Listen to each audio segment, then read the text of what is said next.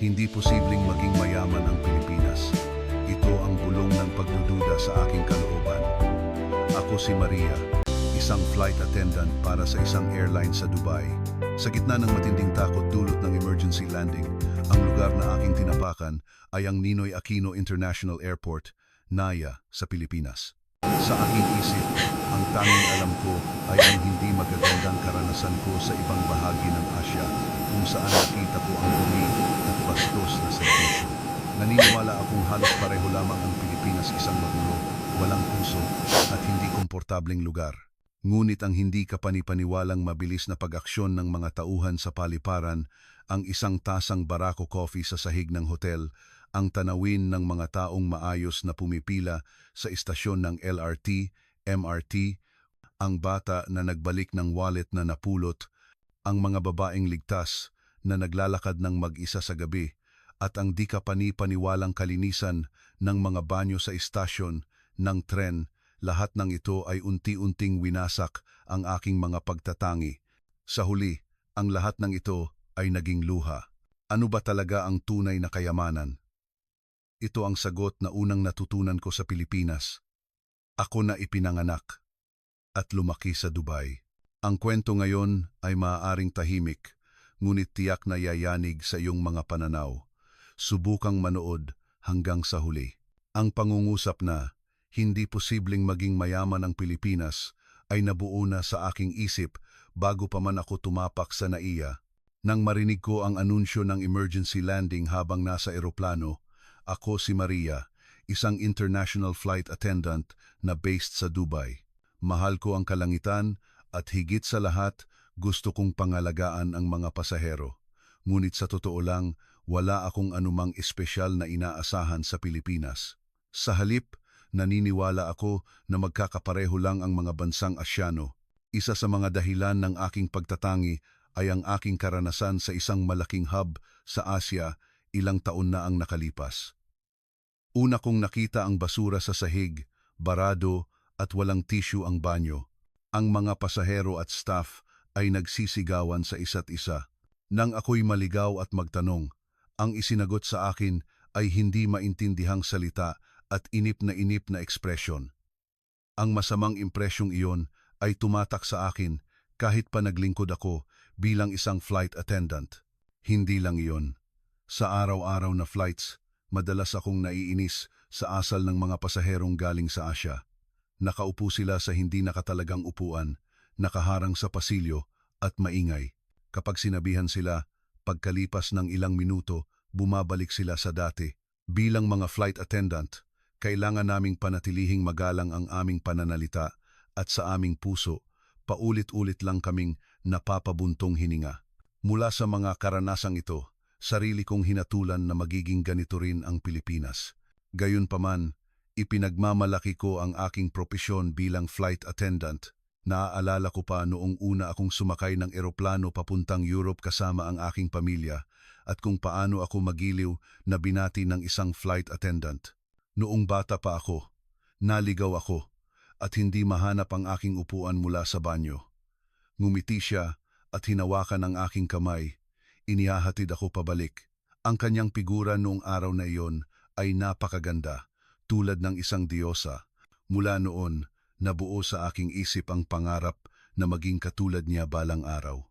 Kaya naman, pinili ko ang pag-aaral ng wika, tourism at international affairs sa halip na iba pang kurso noong ako ay estudyante upang makapagtrabaho sa pag-uugnay ng mga tao mula sa iba't ibang sulok ng mundo. Sa huli, umangat ako bilang isang international flight attendant at dumating ang araw na ito, ang aming destinasyon ay Hawaii. Ang araw na ito ay dapat sanang nagtapos sa masayang paglilingkod sa mga pasahero, ngunit sino ang mag-aakalang ang flight na ito ang magiging turning point sa aking buhay.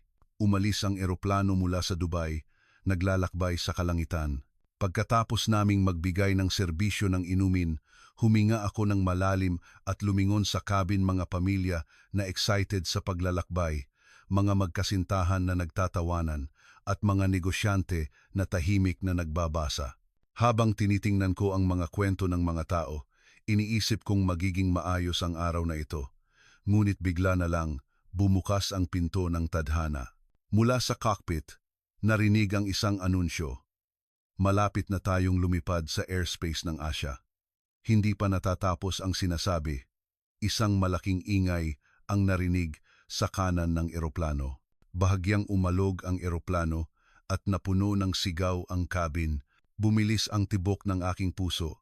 Naramdaman namin, kasama na ako, na may nangyayaring hindi maganda.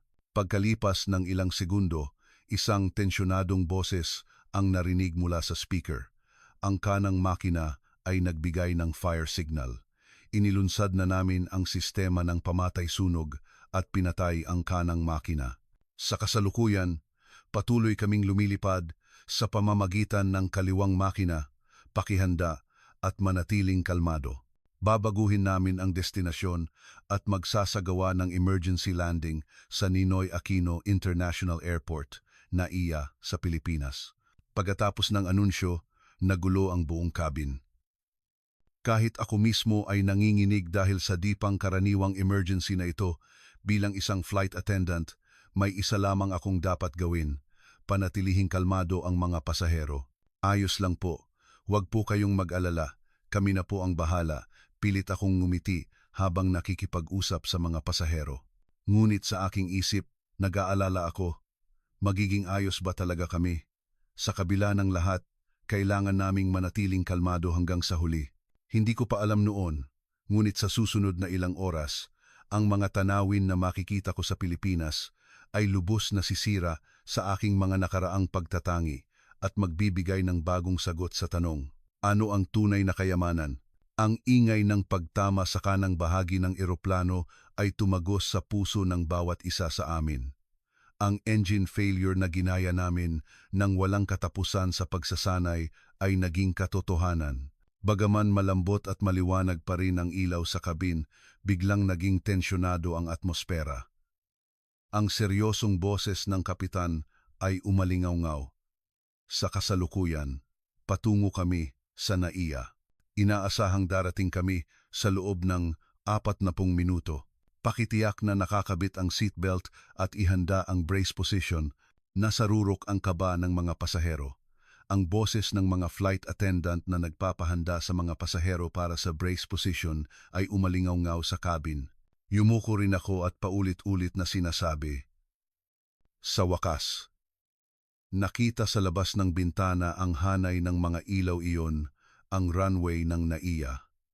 Ang mga gabay na ilaw ay maayos na nakahanay, kumikislap na parang nagbabalik. Maglaland na po kami. Pakiyuko ang ulo at sikaping lumiit ang katawan hanggang sa pinakamaliit. Pagkatapos ng anunsyo, biglang tumahimik ang buong cabin, parang nagkaisa ang lahat. Ang lahat ay naghihintay na huminga sa sandaling dumampi ang eroplano sa lupa. Nakaluhod ako sa sahig ng pasilyo, nakayuko, nagdarasal sa aking puso. Sana ay makalapag kami ng ligtas. Sa susunod na sandali, biglang umalog ang eroplano. Kasabay ng malaking ingay ng pagkiskis ng gulong sa lupa, kumalat ang impact sa buong katawan. Sinundan ito ng ingay ng reverse thrust ng makina para bumagal. Mahigpit kong hinawakan ang seatbelt, nagpigil ng hininga at nagtiis. Sa sandaling bumagal at tuluyang huminto ang eroplano, biglang may palakpakan na narinig. Mula sa isang tao, naging ilan hanggang sa umalingaw-ngaw sa buong cabin. Hindi ko napigilan ang pagtulo ng luha. Ito ang unang pagkakataon na naramdaman kong napakahalaga ng simpleng bagay na ito, ang mabuhay. Ngunit habang nakahinga kami ng maluwag, kaming mga flight attendant ay may mahalaga pang misyon ang hintayin na ligtas na makalabas ang lahat ng pasahero sa eroplano. Hindi pa tapos ang emergency. Mula sa sandaling iyon, nagsimula ang nakakagulat na mga tanawin sa NAIA. Nang bumukas ang pinto ng eroplano, mabilis na lumabas ang slide na pang-evacuation. Sa ibaba, handa na ang mga tauhan ng NAIA, mga lalaking nakasuot ng reflective vest at mga babaeng may hawak na pulang gabay na ilaw. Hindi sila nakangiti o nagpapakita ng takot, sa halip, kalmado at epektibo nilang tinutulungan ang mga pasahero na bumaba at inihahatid sila sa pre-arranged na pila. Ang kanilang mga aksyon ay maayos at may sistema. Napigil ko ang aking hininga. Gaano kabilis at kasistematiko ang aksyong ito. Naalala ko ang mga emergency na naranasan ko sa ibang bansa. Noon, magulo ang mga ground staff, walang naguutos at nagtutulakan ang mga pasahero. Kahit anong sigaw namin, hindi nabawasan ang kaguluhan. Ngunit ang tanawin sa NAIA ay kabaligtaran. Dito po, pakikalma lang at dahan-dahan, ang mga salitang Tagalog at Ingles ay nagpapalitan. Mabilis na ginabayan ng mga staff ang bawat pasahero, kasabay ng pagbibigay ng kapanatagan, maging ang mga nanay na may dalang bata, mga matatandang mag-asawa o mga kabataan na namumutla pa rin lahat ay ginabayan sa ligtas na lugar, walang naiwan. Sa sandaling iyon, isang damdamin na ikinagulat ko mismo ang sumibol sa aking puso. Baka iba ang lugar na ito. Napakahusay ng ipinakita ng mga tauhan ng NAIA, kaya napaniwala ako rito. Sa wakas, pagkatapos ng huling pasahero, lumabas na rin kaming mga flight attendant. Nang makatayo ako sa lupa, bagaman masakit ang aking tuhod, mabilis akong tumayo at tumingin sa paligid. Dapat ay isang emergency site ito, ngunit mayroon itong nakakagulat na kaayusan at katahimikan. Hindi ako makapaniwala na ganito kaayos ang evacuation. Bulong ng isang kasamahan. Tumango ako ng tahimik. Bilang isang flight attendant na nakakita na ng maraming bansa, ito ang unang pagkakataon na nakita ko ang paghahanda para protektahan ang buhay na ganito kapraktikal at kaepektibo. Ngunit noon, nagsisimula pa lang akong makakita. Marami pang sorpresa at paghanga ang naghihintay sa akin sa loob ng ilang araw na pananatili ko sa Pilipinas. Nang hipan ako ng malamig na hangin sa gabi, bumulong ako sa aking puso, talaga bang hindi mayaman ang Pilipinas? At ang tanong na ito ang magdadala sa akin sa sagot na yayanig sa aking mga pinaniniwalaan. Pagkatapos naming ihatid sa lounge, binigyan kami ng mainit na kumot at inumin. Nagsimulang humupa ang aking tensyon. Mukhang ma-stranded tayo sa Pilipinas. Buntong hininga ng isang kasamahan. Ang accommodation siguro ay temporary lang din. Malamang, mura at madumi lang na hotel. Tahimik lang akong nakinig. Totoo, may mga bansang Asyano na napuntahan ko na talagang hindi maganda ang accommodation, baradong toilet, malamig lang na tubig sa shower at may mga insekto pa. Kaya naiintindihan ko ang reklamo ng aking kasamahan. Ngunit naisip ko ang mga tauhan sa paliparan na nagtatrabaho ng maayos, ang lalaking staff na sumenyas na ayos lang gamit ang kanyang mata, at ang ngiti ng babaeng staff na nagbigay ng kumot sa akin, sinasabing, masaya kami na ligtas ang lahat. Talaga bang ganoon ang Pilipinas? Isang maliit na pagdududa ang lumitaw sa aking isip, ngunit hindi ko ito sinabi. Sa huli, sumakay kami sa bus patungo sa inihandang hotel. Ang bus ay naglalakbay sa highway sa gabi. Sa labas ng bintana, nakita ko ang mga ilaw ng matataas na gusali at ang maayos na streetlights. Sa hindi malamang dahilan, nakaramdam ako ng kapanatagan. Huminto ang bus sa isang hotel malapit sa paliparan. Sa totoo lang, wala akong anumang inaasahan. Ano pa ang aasahan sa isang hotel na temporary na inihanda pagkatapos ng emergency? Ngunit nang bumukas ang pinto ng bus at makita ang lobby ng hotel, ang hindi gaanong maliwanag na ilaw ay lumikha ng isang mainit at malinis na kapaligiran. Sa sandaling iyon, lumabas ang isang lalaking staff na nakasuot ng suit para salubungin kami. Sa ganitong emergency landing na nangyari, siguro ay pagod na ang lahat. Magpahinga muna kayong mabuti ngayong gabi. Nagulat ako. Hindi ko inaasahan na pati ang staff ng hotel ay alam ang sitwasyon at nagbigay ng ganitong nakakaaliw na salita. Ngunit ang mas nakakagulat pa ay ang inabot niya sa amin. Sa isang maliit na pilak na tray, mayroong isang tasang Barako coffee na may mainit na kulay. Ito po ay Barako coffee. Nakakatulong po ito para mabawasan ang tensyon. Kung okay lang po, pakainom. Isang banayad na amoy ang dumating. Naramdaman kong unti-unting lumuwag ang aking tensyon. Isang simpleng tasa lang, bakit ganito ang pakiramdam ng kapanatagan? Pagkatapos naming asikasuhin ang check-in at pumunta sa aming silid, nagpatuloy ang sorpresa. Pagbukas ko ng pinto, isang malinis na amoy ang sumalubong. Ang silid ay maayos at mukhang sinasabi na, gusto naming maging komportable kayo. Sa tabi ng kama, may isang handwritten card. Sa hindi gaanong maganda ngunit may pusong Ingles, nakasulat, "Salamat po sa inyong pagdating ngayon. May inumin po sa refrigerator. Sana po ay makapagpahinga kayo ng mabuti. Junjun." Naalala ko ang name tag ng staff na nagbigay sa akin ng Barako Coffee sa lobby, nakasulat nga roon si Junjun. Nagawa pa niyang magsulat ng card at ilagay sa aming silid sa gitna ng abalang check-in. Sa pag-iisip nito, uminit ang aking puso.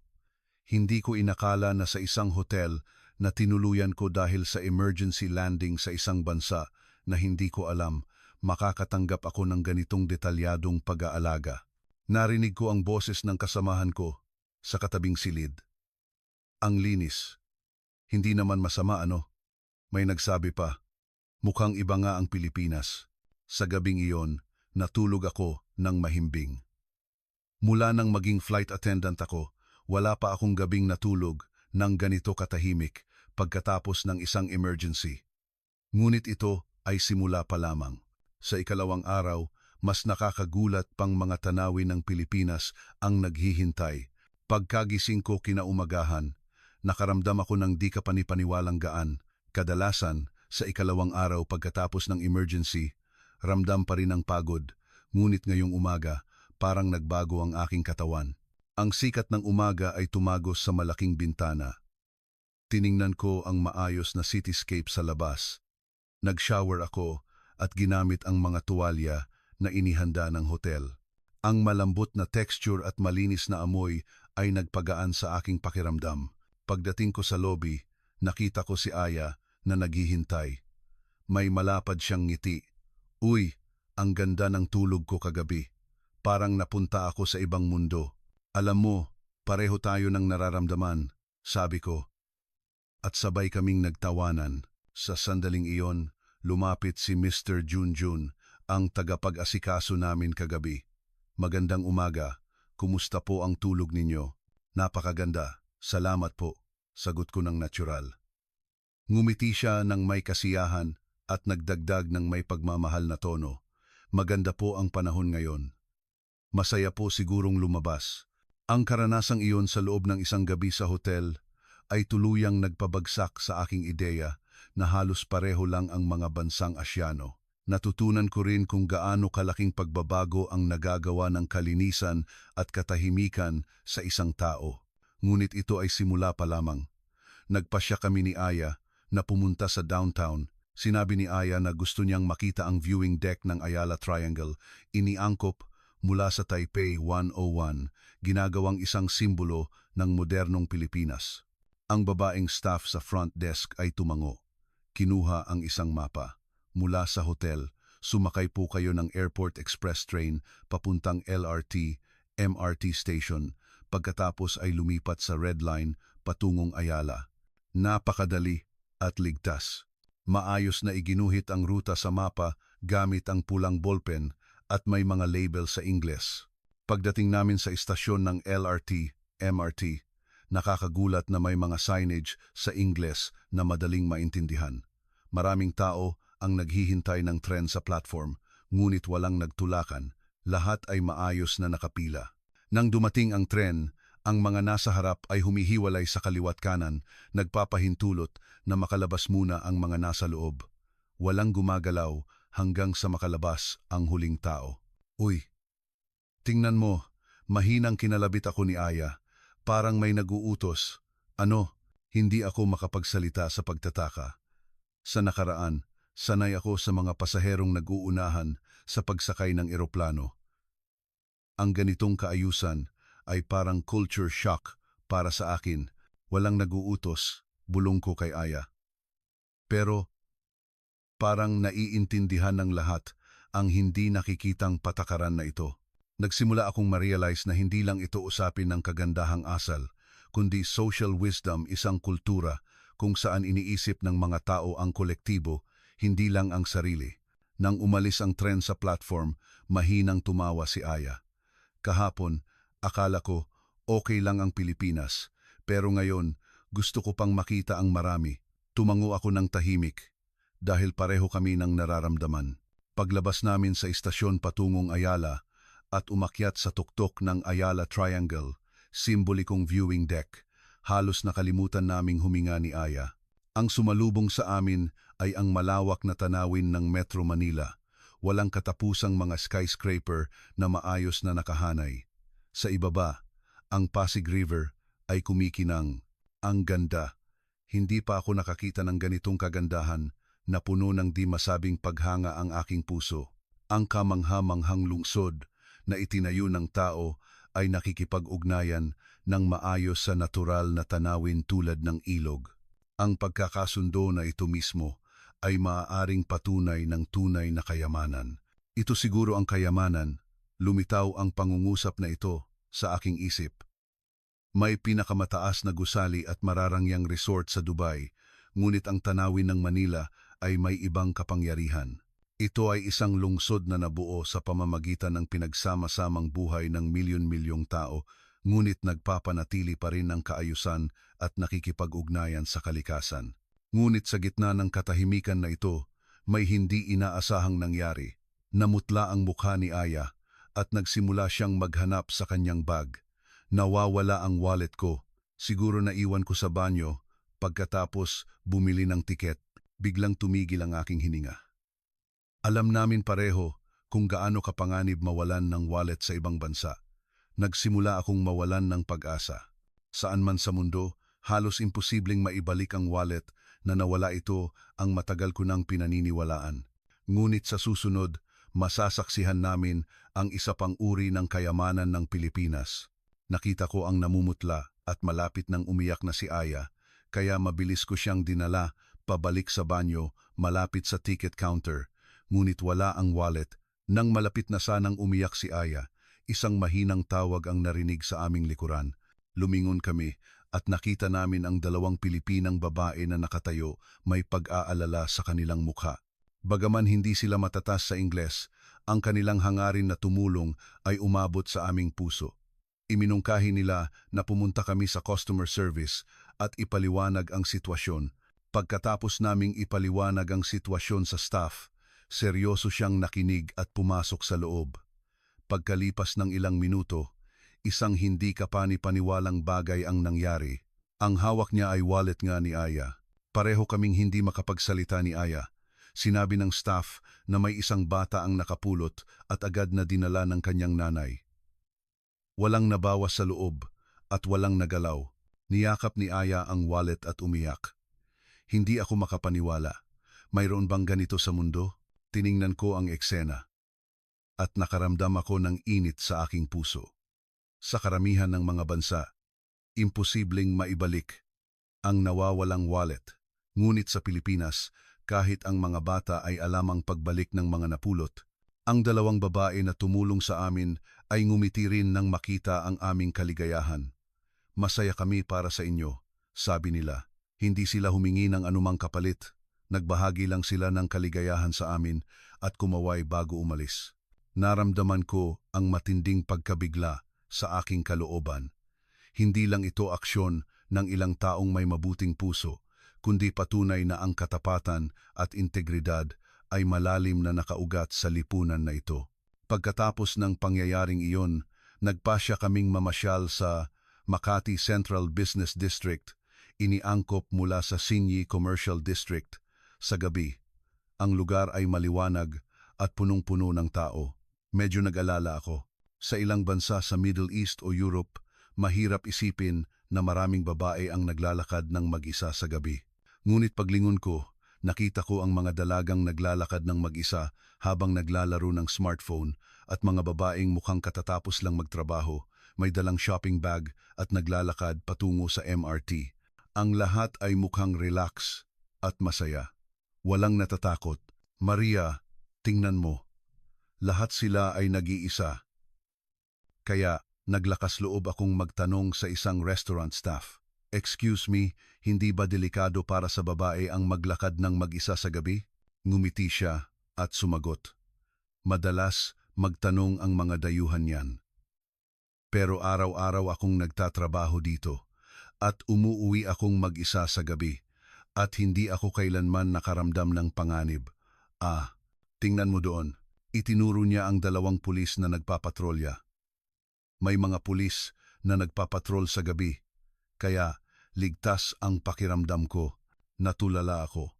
Ang ganitong pakiramdam ng kaligtasan na nararamdaman sa araw-araw na buhay ay isang bagay na hindi ko naranasan sa ibang bansa. Tuwang-tuwang bumulong si Aya. "Hindi talaga tayo binibigo ng Pilipinas, ano?" At totoo ang sinabi niya. Mula nang mag-emergency landing kami, paulit-ulit na binago ng Pilipinas ang aming mga haka-haka at palaging sa mas magandang direksyon. Ang pananampalatayang ito ay lalong naging malinaw sa susunod na araw. Bago kami bumalik sa paliparan, gumamit kami ng banyo sa istasyon ng MRT. Handa na ako sa dumi, ngunit nang itulak ko ang pinto, hindi ko napigilan ang pagbulalas. Hindi maaari. Iyon ay isang di kapanipaniwalang malinis na banyo sa subway. Ang puting tile floor ay walang anumang mantsa. Ang toilet at sink ay kumikinang sa kalinisan. Maayos na puno ang tissue paper. Mayroon pa ng corner para sa makeup. Nakatayo si Aya sa harap ng salamin at excited na nagsabi, "Kailan pa tayo papatigilin ng Pilipinas sa pagkagulat?" Natawa ako. Oo, tuluyan ng sinira ng Pilipinas ang aming mga pagtatangi at ang huling pagbabago na ito sa banyo ng MRT ay higit pa sa aming inaasahan. Inabot ko ang aking kamay sa sink at tiningnan ang automatikong umaagos na mainit na tubig. Ito siguro ang kayamanan. Hindi ito ang mararangyang skyscraper o malalaking shopping center, kundi ang pag-iisip sa ibang tao kahit sa corner ng isang banyo sa subway. Ang pagdami ng mga maliliit na bagay na ito ang sumusuporta sa buong lipunan, lumilikha ng kaligtasan at tiwala. Ito ang kayamanan ng lugar na ito. Nang sumakay ako muli sa eroplano pabalik sa Dubai, nakaupo ako sa aking upuan at ibang-iba ang aking nararamdaman kaysa noong isang araw.